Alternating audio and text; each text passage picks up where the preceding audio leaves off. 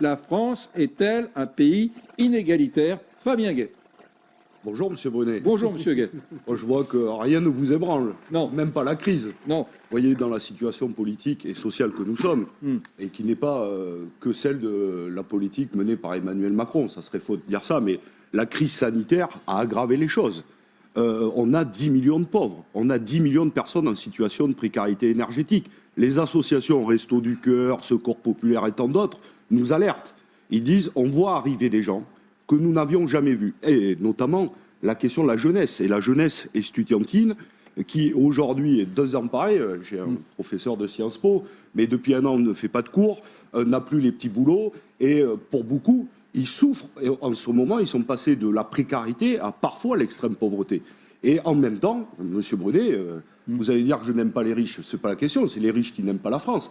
Parce que dans le même temps, comme dirait Emmanuel Macron, les riches de ce pays ont emmagasiné, écoutez bien, sur les 9 mois de la crise, entre mars et décembre, 175 milliards d'actifs en plus. C'est qui les riches? C'est qui les riches? Ah ben c'est les très très grands riches, c'est les actionnaires, c'est ceux qui touchent des millions et des milliards, et c'est ça la réalité. Et monsieur Brunet, juste un mot pour pas dépasser la minute.